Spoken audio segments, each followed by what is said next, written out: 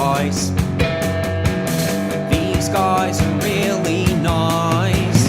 You wanna know what to do and where to go when you need someone to guide you. It's nice to have these bros beside you. Go deep,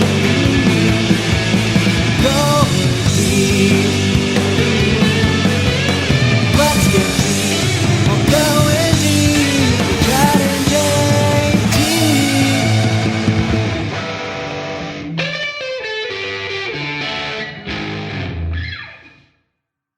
What's up, Stokers of Stoke Nation? This is Chad Kroger coming in with episode 30 of the Going Deep in Chad JT podcast. Yeah. And I'm here with my fellow Stoker, JT. What up? What up, dude? Good to see you. Good to see you as well.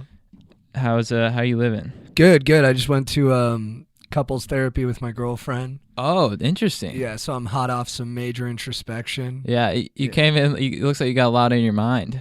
Yeah. Yeah. She's just shuffling like different stuff I have to take care of. And also thinking about all my major relationships, my career, why I do the things I do. Yeah. So you just juggle. Is that a constant juggle, or like at this moment that's what's on your mind? I think it's always on my mind, but sometimes it can come to a head where I have to think about it all in a more heavy way.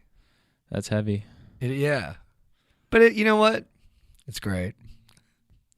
Dude, I've been because sometimes whenever I sort of feel like, overwhelmed or like down or something, or just like I'll just be like, oh, life's like a fun game. Yeah. It's like just have fun. Treat it like all the world's a stage, Just have fun.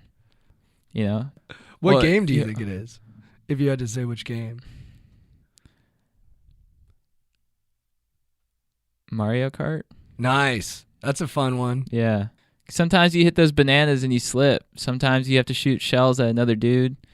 Sometimes Wario comes in with his fucking mustache and snarky laugh, and you have to say, "What up, dude?" and like just brush it off. Who did you typically compete as?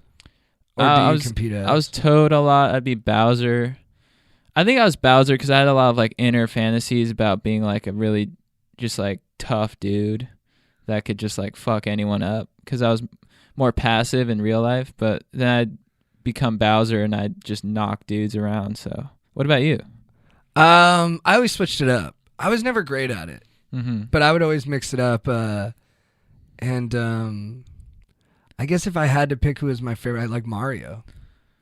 Interesting. Yeah. I feel like that's probably the pick you rarely hear. People actually going with Mario. You know what I mean? Yeah, I go as the titular character. Yeah. I think that's bolder than people think. They're That's like, oh, dude, I go with Toad, and you're like, no, dude, I stick with Mario. I'm freaking loyal. There's a lot of like etiquette in video games where they're like, hey, if we play like a basketball game, you can't play as the Warriors, or if we play a football game, you can't play as the Patriots. Like you're not supposed to play as the best team in whatever respective game you're playing. I've never, ever thought that was the way things should be done. I'm like, look, I'm going to be the best team imaginable. You can be the other best team imaginable. Yeah. I want to have fun playing with these guys. Yeah. You're like you're playing like basketball. You're like, why can't I play with Kobe? Yeah. Like, dude, because you can't. All right. You're playing with Muggsy Bogues, and you're like, fuck. Yeah. Dude, I wanted to introduce a new segment just to start off. Yeah. I thought it'd be fun if we did a review of the week. Just like some fun reviews that people leave. And so this review is from Jackson Dildo. Hey, what up, Jackson? And he goes, from one big hog to two others. Great stuff. Hashtag Nickelback. Nice. And that review just got me really fired up, because first off, he just establishes right up top he's got a huge piece. So there's a lot of trust there. And it's just very concise and clear, and he hashtagged a great band. So what up, Jackson? Thank you for your fire review. And I just thought it'd be a fun weekly segment. We can have Stokers get creative with their reviews. That was a great one, because there's so much stuff packed into it. It's like 9 words, but it makes you think about like 1,000 more. Yeah. I like that people like it when they're pre-gaming. Yeah. I like listening to a podcast while you pre-game. Yeah. I've never really done that. Have you done that? No. I don't think I would do it. I just don't imagine any of the people I party with would be into it. Yeah. You know what I mean? It would be interesting to be like, dude, before we go out and just wreak havoc, let's listen to Dr. Rhonda Patrick on the Joe Rogan Experience. Yeah, let's listen to The Moment with Brian Koppelman and his entrepreneur friend Seth Godin. Get us jacked. Dude, is this NPR radio? Yeah. Sick, dude. Let's do some shots. Yeah, this is Radio Lab. They're talking about dreams. Nice. But I've talked about it on here before. I used to like watch weird movie clips before I went out to party, and a lot of times it was like existential. Yeah. Like, spoiler alert, so fast forward 30 seconds if you don't want to hear this. At the end of 6 Feet Under, they show the death of every character on the show. Yeah. And I used to watch that before I went out to party. Yeah, that's weird. It was really weird. Yeah. But it just put me in this like, you're not worried about striking out with a chick when you know that everyone you love is going to die one day. Yeah. Then you're like, fuck it, I'll strike out. Yeah. I got bigger fish to fry. I got bigger things I'm afraid of. That is a good way to look at it. Sort of like the whole life is fun. Just have fun. Because, you know the ending. So just have fun. You kind of know the ending. Yeah, because I was thinking like, if there's like times where you're like, ooh, like there's a babe, I should go talk to her or something. Or like, ooh, like I should go bond with that dude, or like I should go paintballing or something. And then you go, oh, what are the potential? Like, what if she rejects me? What if like the dude doesn't want to bond? What if I get shot in the dick? And then you rob yourself of that potentially super fun experience. At the end of your life, all that stuff will actually be stuff you think back on positively. Yeah. Like you're like, man, that was actually pretty hilarious when I got turned out by the chick. Or yeah. remember that time I tried to bond with that dude, but we just couldn't get on the same wavelength? Yeah. Or I went paintballing and I got shot in the dick and like that hurt so bad. But you'll be glad you did it. And you'll be, because it'll all be reminders that you were alive. You have more stories. And you were more alive in those moments than you were before them. Because you're conquering your fear and embracing stoke. And you're feeling a lot. Yeah. That's what it's all about, stokers. That's Hell what it's all about. Hell to the yeah. Speaking of people who lived a lot, Paul Walker documentary coming out. Dude, it was a tearjerker. The trailer. The trailer's awesome. Awesome. I got some quotes from it. Oh, yeah, hit me. He liked to go fast. His sister said that. One of his other friends, in keeping with what we're talking about, he lived like 5 lifetimes. Awesome. He was a lover and a fighter. Best of both worlds. I love that so much. Because that was like that thing on like Modern Masculinity I heard about last week where it said the 4 tenets are king, warrior, magician, lover. Yeah. So, and I'm sure he had the other 2. Yeah, I guess the documentary. Are you done with the? Those are all of them. Yeah. I guess the documentary is more just about him as a human being, which I think. I would always get so bummed when people would be like, he wasn't a good actor. First of all, he was. Like, he inspired me in every role he played, and he was my favorite guy to watch in the movie. So, all these critical fucking numbnuts can eat a dick, although you're entitled to your opinion. But I think what's most awesome about him is how he was just an amazing person, giving back to the Osh, a good dude to his family, providing for people, spreading love. Every like story I hear about where people ran into him, they're like, dude, he was just like the coolest guy ever. He was just like a solid dude you want to kick it with. And you could see that in his eyes. Yeah. And you could see that in his eyes when he was on camera. Yeah. And that's why I think part of the reason he was a great effective actor is because like some dudes who are super hot too. Yeah. They're kind of like they feel villainous. Yeah. Like you're like, oh, this guy's using his power for evil. Yeah. Like hotness is a power. And then with Paul, you never got that feeling. Yeah. You always felt like he carried his hotness like it wasn't the most important thing to him. Like the thing that was most important to him was being like fun and decent and giving. Yeah, like the scenes with Tyrese when they like give a big hand slap and they're like, Tyrese is like, we hungry. And he's like, not anymore, bro. I forget. How does he go? At the end where he's like, my pockets ain't empty, cuz. Oh, well, that's one when he shows all the money. He's just like, ha ha ha! I was like, yes, I love that mischievousness. Yeah, very genuine joy. Yeah, and then but then when they're like, he's like, Tyrese's like, man, crooked cops, drug dealers, we in deep, bro. And he's like, well, at least we got each other, you know. Or it was something about how they reformed their bond because there was that lack of trust because he thought Paul betrayed him. Yeah. And they bond again. I can't remember the line specifically, but when they give like that like handshake and they're just like smiling super hard, I'm like, I always strive for that in my relations with bros. It's interesting too because Paul was good at making his camaraderie with his co-stars believable, and it's probably because it existed off camera too. I'd like to think, and some good actors are you can tell aren't easy with camaraderie. Like Colin Farrell, I really like Colin Farrell, but if you watch him in the new Total Recall movie, which was a fucking abomination, he has to say goodbye to his best friend at the end of like a bar sesh that they had together. Yeah. Which for anybody else, you totally get it. You're like, all right, later, dude. I'll see you tomorrow, man. Good hanging with you. Yeah. But Colin Farrell's like, hey, later, dude. I'll see you. Ha. You're like, what? You're like, have you ever hung out with somebody? Yeah. I know Colin Farrell used to party, but I don't know if he partied with like dudes. I think he might have just been like on his on the sex kick, which you know is cool. Yeah. But when he had to relate to another bro, it was like painful to watch. Yeah. Like it'd be hard to play Beirut with him. Yeah. And like get into it. Dude, so there was this kid who died getting hazed joining a frat, I think at Penn State, and they're trying to figure out what like the criminal punishments are going to be for his brothers. Yeah, that's heavy stuff. It is so heavy. Yeah, I just know I just know a lot of dudes can get power hungry or you know just way too into trippy. Like they just take it too seriously, and then they just like they go way overboard and.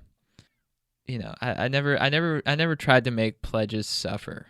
I always thought that was really kind of whack. I would just have them do fun things like be my Lloyd, or we just do weird stuff. I think I like what you're saying. I like what you're espousing today too, just about like I mean in general, but like about like just like joy, like just have fun with all this stuff. Yeah, make it fun. Yeah, because like with the dudes who took it really seriously and like were like fucking assholes. You just be like, all right, dude, clearly you didn't have a lot of friends or something's going on with you that you're taking out on these pledges. Or like the, who do you know here, dudes? Yeah, the worst. Oh, dude, who do you know here? I'm like, dude, who do you know here? I had older friends when I was a kid, and we used to hang out with them, and I wanted them to think I was so cool, and they were going to give us swirlies one day. Yeah. One night, they were like, we're going to give you guys swirlies. And then I just stuck my head in the toilet. Yeah. I'll just give myself a swirly. And all the older people were like, yes! And then I was like, fuck yeah! And so it was like there's like a reverse psychology to it. I love that. Yeah, if that creates so much better camaraderie. If you're just like stoked all throughout, you know, everyone's gonna have fun. It's gonna be like Animal House in real life. Yeah. What about Facebook? Facebook lost $120 billion of its market cap value. Oh yeah. Because of slowed sales and worries about its security. Yeah. Or slow growth rather. Yeah. They had it coming, dude. I think Facebook in my rankings is probably the worst. Yeah. You know? I agree. I think it ruins your day the most. Yeah, and it's the one that makes me hate people the most. Yeah. You know what I mean? Yeah. Like Instagram, it's hard to hate someone too much for their Instagram. Although the way people are doing their stories sometimes with just these like answering questions shit. The worst. Yeah. What? No, I don't want to I want to ask you a question and I don't want to hear your answers. Yeah. If you DM me if you have a question, I'm not gonna broadcast it to the world. Oh, what are my favorite bathing suits? Fuck you, dude. Yeah, check the photos. And dude, I think it's just like Facebook has become like America's favorite pastime, and for like another country to come in and try and destroy us that way, I think it's pretty whack. Like. I don't start drinking like Stolichnaya vodka in an effort to overthrow Russia. All right, let's get into it. Chad, who is your babe of the week? Babe of the week. So I was debating with Miller B about who should be the babe of the week. What up, Miller? What up, Miller? And he just gave a what up. And I was like, dude, who is a hot chick that does stuff? And he's like, easy. Tom Cruise's wife in Mission Impossible. And I'm like, boom. That's it. That's my babe of the week. Michelle Monaghan? Is that her name? Yeah. I just know him as Tom Cruise's wife in Mission Impossible. But I don't want to give any spoilers on the new one. It is fire, by the way. If you haven't seen it, go see it. Tom is at his... There's no peak with this dude. He just keeps climbing higher and higher. But his wife, not only is she able to bag a dude like Ethan Hunt, but in her own respect, she just dominates. She's a doctor. She's like incredibly good looking. She's able to in any situation, if she finds herself in like a dangerous situation that's Mission Impossible-esque, she's able to think about it and like configure a way to get out of the situation and avoid danger. And her love for Ethan Hunt is just like, there's so much love between the two of them. So and I just, every time I watch the movie, I really respect that. I'm like, wow, like props to you guys for having just like probably one of the most epic relationships I've ever seen. And props to you for just like really understanding this dude and how much he needs to save the world and living your own life to the best of your abilities and just being a freaking beast in your own right. Fucking pillars of dankness. So, what up, Tom Cruise's wife in Mission Impossible? You're my babe of the week. Nice. Yeah. Who's your babe? My babe of the week is Carson Daly. Oh, dude. Yeah. Nice. Edgy Ryan Seacrest. I like that. Because here's the thing. It's like easy to like pick on Carson Daly because he's a little bit blah. Uh-huh. When I was a young dude, I was at a poker tournament at a friend's house, and I had a small stack of chips. There's about 6 guys left. It looked like I was about to go down. But then I just started playing like with confidence, and even if I didn't have the best cards, I was winning hands. And I remember one guy looked at me and he said, "Hey, JT, you got alligator blood."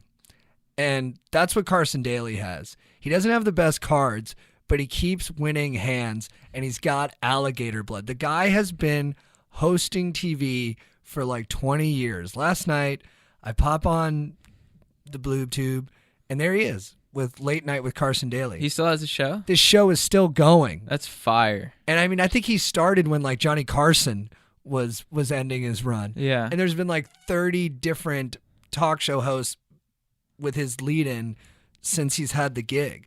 But the guy just will not stop. Yes. He's a beast. And I just respect that tenacity.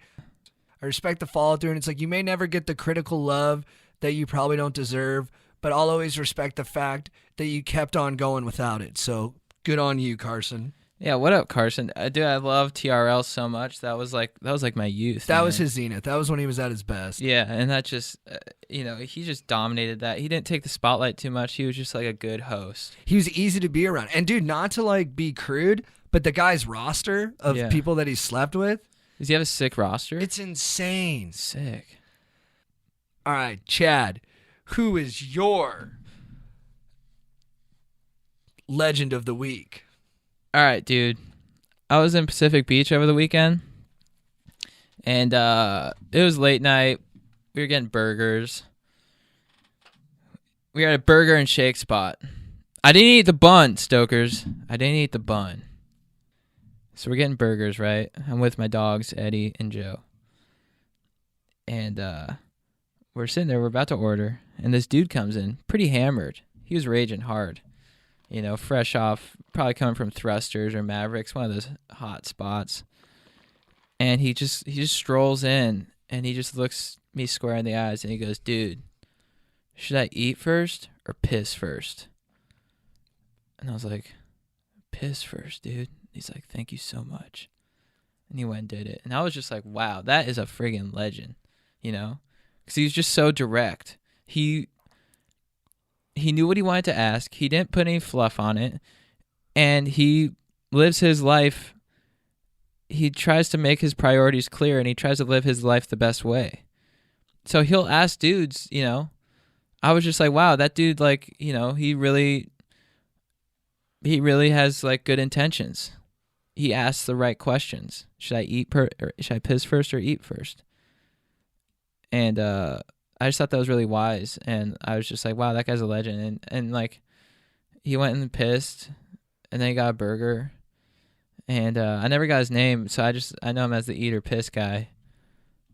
But it was freaking tight, just to have that like connection with someone, and I was just like really honored to be, because like the guy knew I was a veteran, so like I was super honored to be like asked such a like a, you know, tough life question, because that could really change the outcome of his night.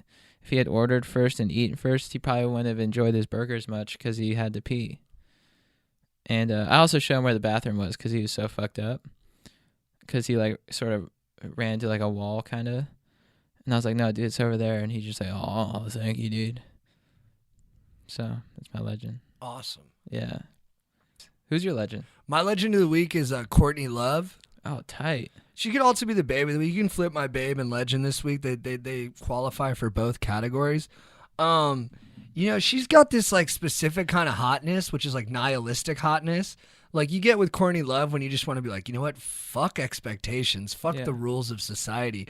I'm just going to do whatever I want and whatever feels like I should be doing. Yeah. And I like that she's like a conduit for that, or seems like a conduit for that. Yeah. And she's just, you know, she's a master of the dark arts. And, you know, I talk a lot about like, you know, some wholesome legends and some wholesome babes, but I got to give credit to the people who live wildly, you know what I mean? Who are a mess on TV. I mean, I've seen her in interviews fucked up, letting it rip, arguing with Madonna. Yeah. I mean, that takes a lot of gonads. Arguing with Madonna? I haven't seen that. Whoa. And it's not all bluster though. Like she's also got talent. Like her band Hole had like a bunch of Grammy nominations, which isn't, you know, always how I define a band's success, but it's an easy marker for it.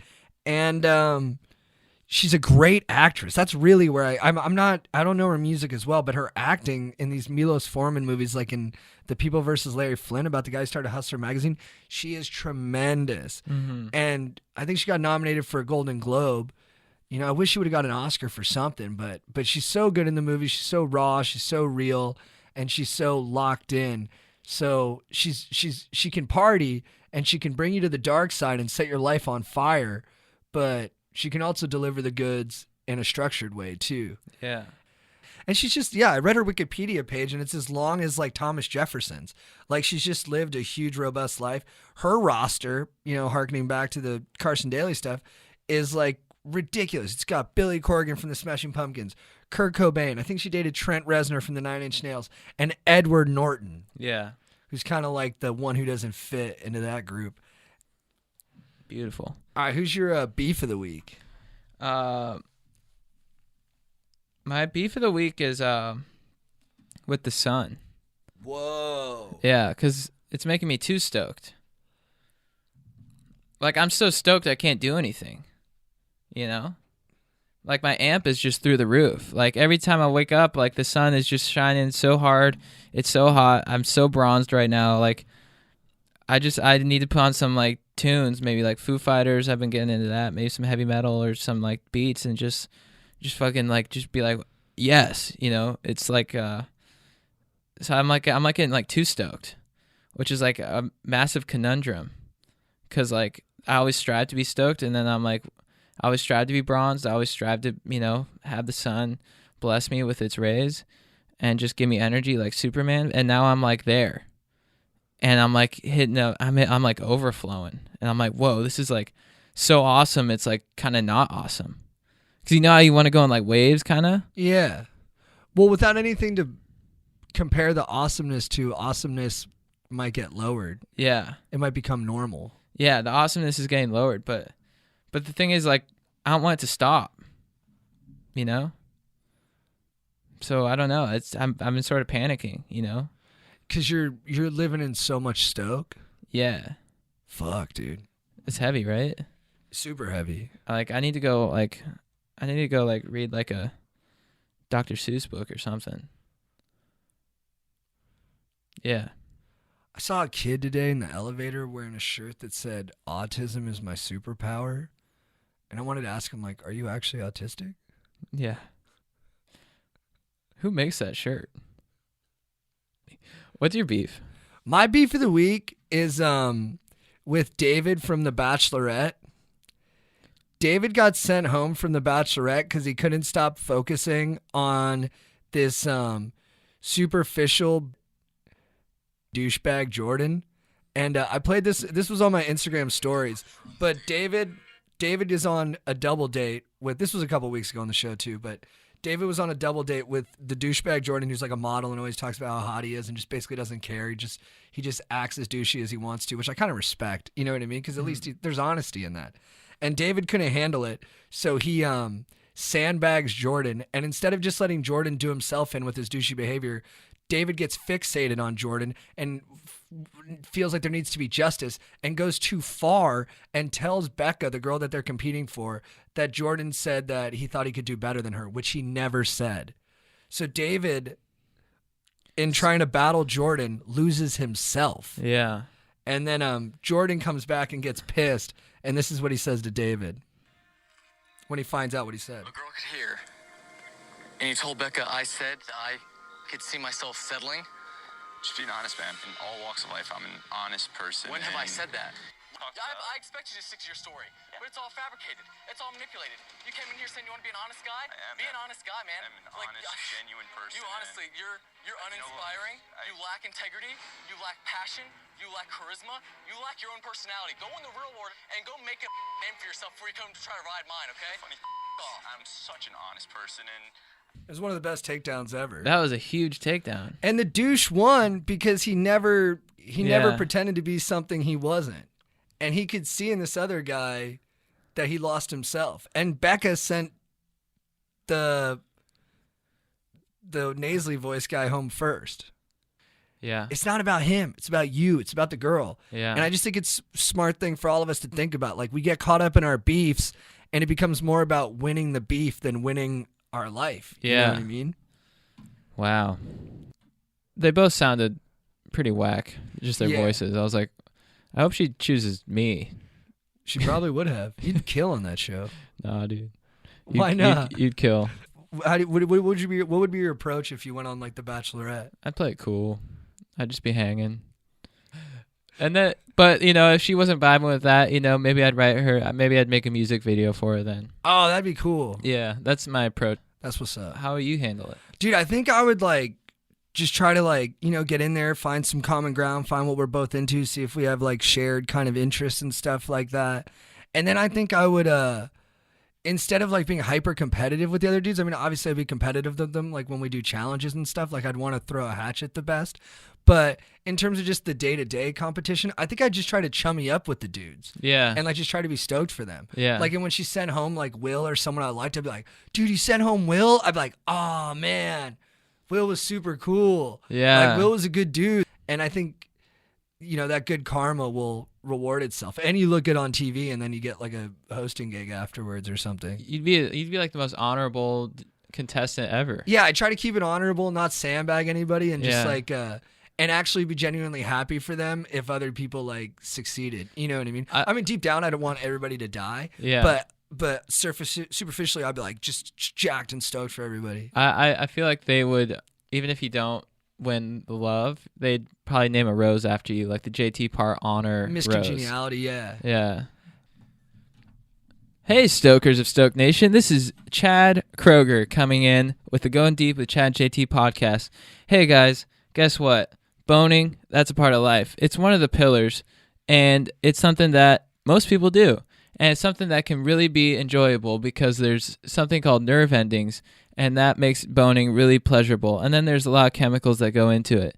But there's one chemical that you should always add into it to make it even more enjoyable. And that chemical is called Douglas lubricant.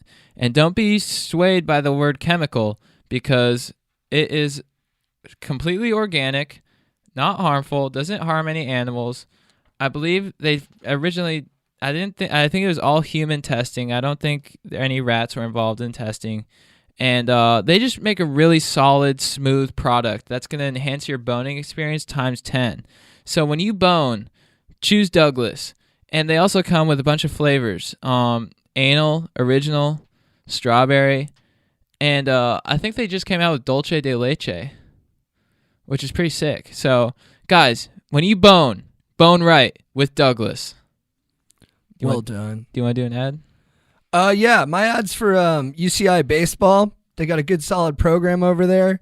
My friend Danny Babona is one of the coaches. You will not find a better guy to shepherd you through your college career. And they should call it UC Newport Beach because it's right there, fellas. It's right there on the coast. And ladies. I don't know. He doesn't work with softball, but I'm sure he supports it. Shout out to Danny. Danny Babona. Danny Babona. The Baboner. Who I just made a pretty nice trade with in fantasy football, and a lot of people are saying I got the better end of it. I think it was a fair deal for both of us, but there's nothing you got more, the better end? Yeah, Oh. but there's nothing more fun than locking into a negotiation with a friend, because you kind of negotiations for any kind of deal. The key to being successful at it is to take that person to a new plane of living, a new plane of existence. You're not in the regular world, you're in the negotiation world, and it's fun, it's exciting, it's a flirtation, there's a back and forth, a give and take. It's like fucking. Yeah. And we went off and had a nice little fuck, and I think we both came, so I'm happy for the results. Sick. All right, guys, let's get into the questions. Hi, guys, I'm a girl listener. Thank you. And I love to hear your fresh perspective. For your fresh perspective on topics like dating and stuff. It's really funny to hear guys take on romance, and clearly you guys are a couple of veterans. Thank you. Thank you. Quick cue. Why might this guy I'm seeing feel the need to keep sending me videos of him jacking off? Like, I get being turned on and maybe shooting me a Snapchat, but like a video? Not huge on nudes sending or receiving. Help me understand his motive. And maybe PSA to guys, stop sending unsolicited nudes, especially vids. Thank guys. Keep up the great work, Sabrina. Sabrina, thank you for your question, and thank you for bringing this topic up. Dudes, I think the golden rule is do not send unless there's a direct request. You know? Absolutely. Because I don't even want to see, I don't even want to see myself jacking off. I don't get it. Well said. Ask, why are you sending this? Like, are you sending this because you think she'll enjoy it or he'll enjoy it, or are you doing it because you enjoy it? And if it's a unilateral thing, then you need to rethink it because you're being selfish. One time, this is evil, but one time I was friends with these girls, and I put them a photo of me doing a mangina, and they were all disgusted. Well, as you know, mangina is probably my favorite move. Miller knows. I did manginas in college all the time. My friend Jen just wrote back to my Snapchat of me doing a mangina, and she just said, "Ill." Dude, Ass Clown does mangina. Ass Clown was in the back of a pickup truck going 25, manginaing a whole block. It was epic. I don't think you should feel bad about this. I did a mangina once to start off a 4th of July party, and I remember my friend's girlfriend came up to me later, and he had been dating this girl for like 8 months, and she came up to me and she said, "Man, you are really funny." When Ass Clown did it, he was in the back of a pickup truck, arms spread out, standing tall, just a mangina, and everyone was partying outside. And just like to see a dude mangina an entire block, that should be in like the Guinness Book of World Records. That was like, you saw me get naked at that party one time. Yeah. And I thought it kind of got the party more jacked. hyped after that. Everyone was kind of like, what are we even doing here? And then you stepped in, you're like, what are we doing here? We're going to look at my dong. And you fucking went in that pool. And I think it contributed to some extra boning that night. Like, I want to put out good vibes and make other people feel erotic. Yeah. You know what I mean? Yeah. All right, what up? Big fan of the pod. After seeing Mission Impossible Fallout with my dogs this weekend, well Nice. done. Go see it, guys. Our communal stoke tank was at an all-time high, never near critical levels. Vintage Tom, legendary swagger, and a clinical showcase of intense running. The movie is phenomenal, and Rebecca Ferguson ignites a blazing fire in my loins. My boys and I need help settling a debate. Which Tom is more alpha? Long-hair Tom from MI2 and Ghost Protocol, or clean-cut Tom in Fallout? Chad, I think we're on the same page on this one.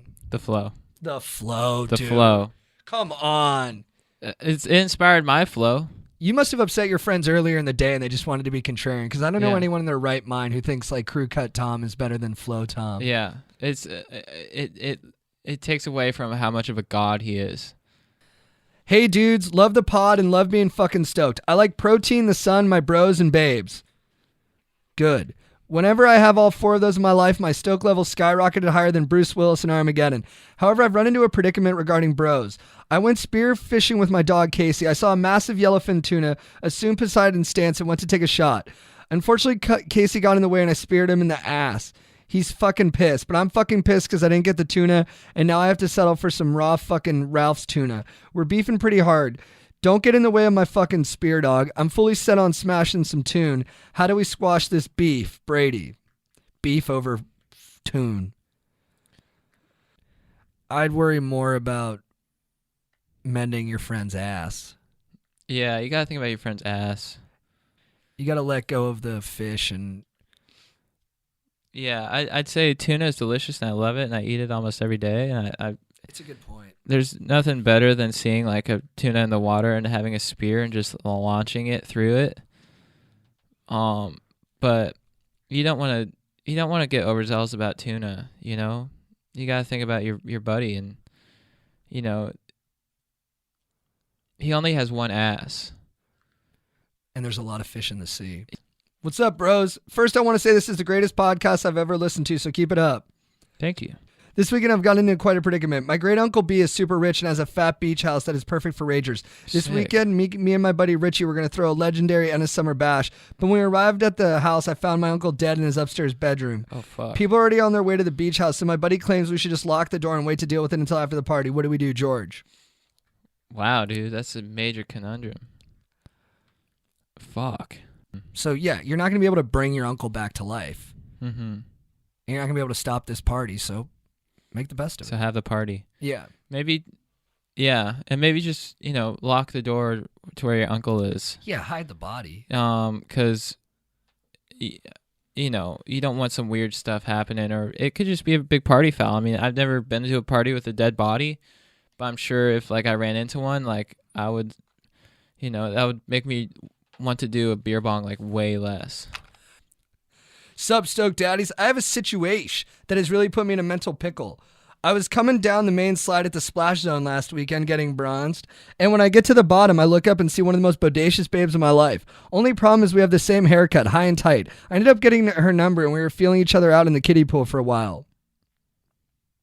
My bros think I'm into her because we look the same, but I was just feeling her overall aura and voluptuous butt. I usually go for broads with long hair, but feel like this would be a necessary diversification of my sex life. Do you guys think I should go for it, or is it weird to go for a chick that just looks like me? Wow, Slick Rick. Dude, venture into the unknown, man. What up, Chad and JT? I got a question for you two astute gentlemen. I realized over the last month that while my dating game this year has been pretty fire and I've seen a lot of action, I keep settling for the guys that aren't totally filling my stoke tank. I want to get amped with the beast who is on my level in every way. I wouldn't say I'm a mega babe, but I'd like to think that I'm at least a babe. But the boys who give me the consistent time of day are the ones who always fight for my attention, are the ones who turn out to be really selfish, manipulative, or just not as handsome as I think I deserve. I finish college next spring and tear it up at school. I am a true loyal compadre. I do my best to be active in both mind and body, and I make a fire grilled cheese sandwich. Woo! Well, I think I may have the attributes it takes to get guys that are better for me long term. Something's missing. I'm stuck in this cycle and it's holding me down in a major way. What tips do you have for earning the attention of these upper tier specimen? Emily, I've said it before, but I think it applies to you just as well as the fellas I extended the advice to. Parable of the unicorn. Make your life, you go chasing the unicorn, you're just going to burn down the forest, you'll never find it. You put out a pretty picnic, you have a ukulele playing, the unicorn's going to walk right up to you. So I think just, you sound like you really focused on making yourself the best person you can be. I think that's the right path, and I think you're going to find one of these guys along the way. And it just takes time. Yeah, I totally agree. Don't the right guy will come to you. Just keep building yourself up, keep optimizing your life. And you're a legend. So, it's going to happen.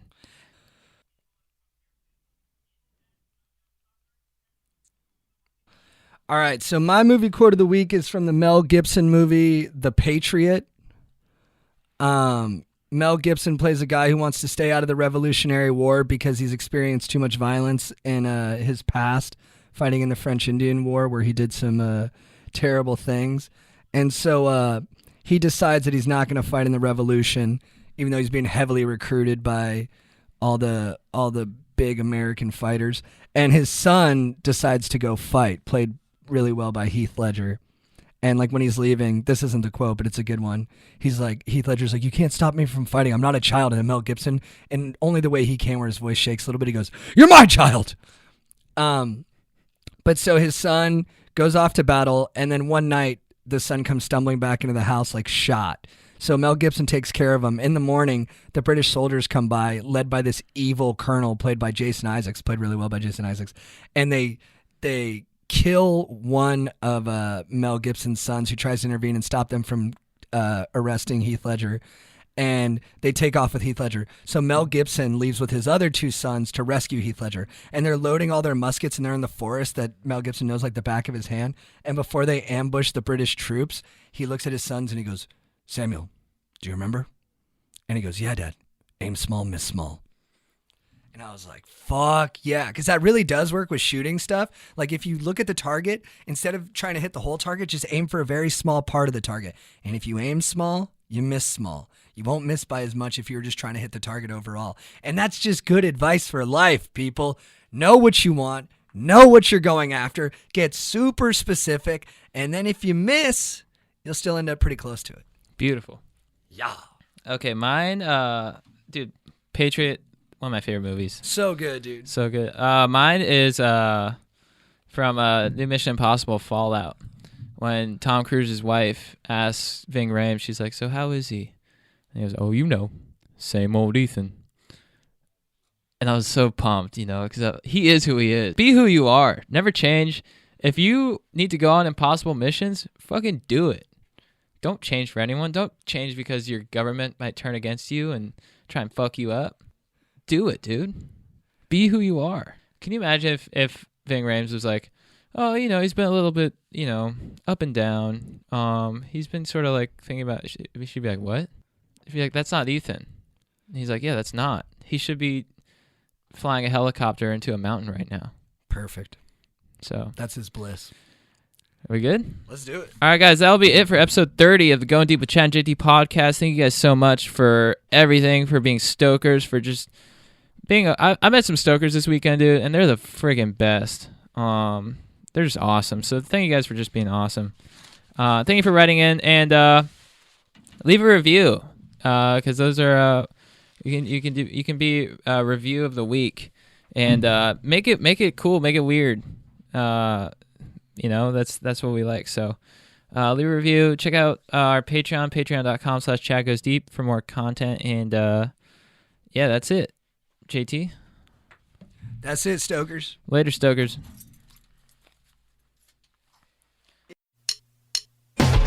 What's with deep? Going deep.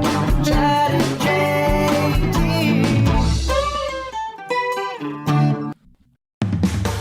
If you need advice, these guys